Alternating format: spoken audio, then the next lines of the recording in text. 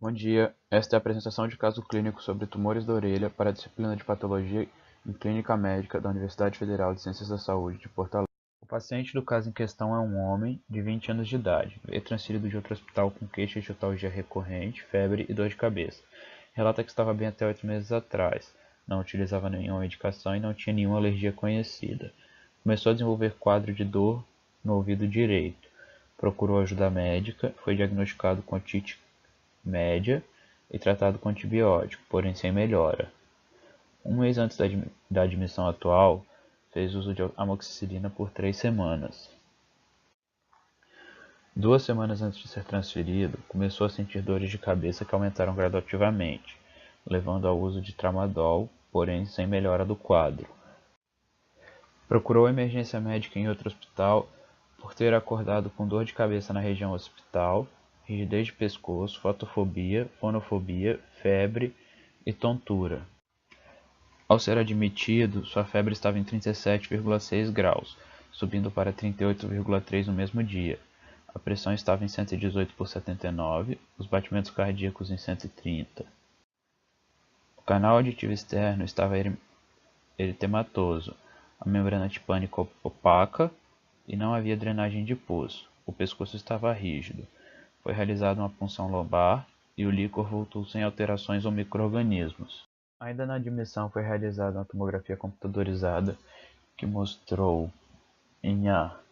abscesso erodindo através da ponta do mastóide no músculo esternocleidomastoideo, em B. provável erosão ossicular na orelha direita, em C. incidência da placa sigmoide da orelha direita, em D.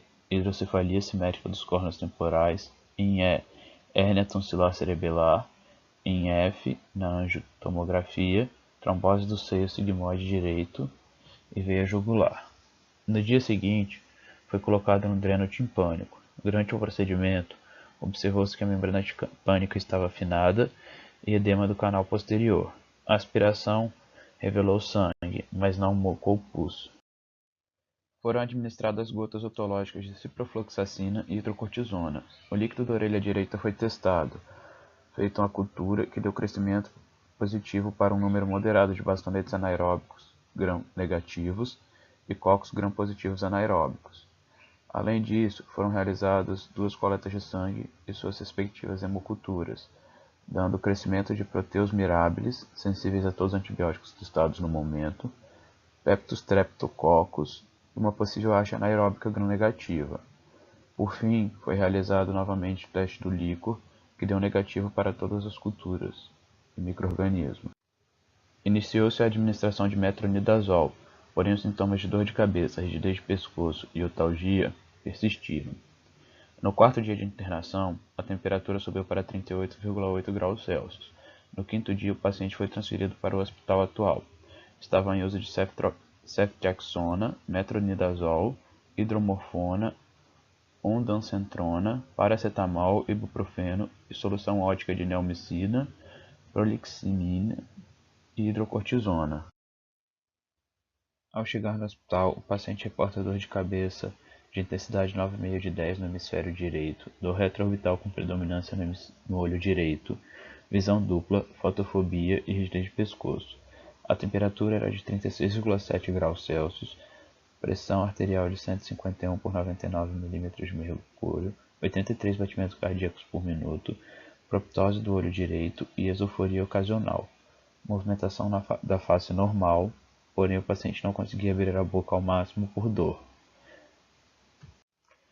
O canal auditivo direito estava edemaciado, o tímpano estava estreitado e eritematoso, e o dreno estava no local. Ao teste de Rinne foi negativo para os 2 lados. Weber lateralizou para a direita e a audição estava decrescida nos 2 lados. Os exames laboratoriais voltaram dentro da normalidade.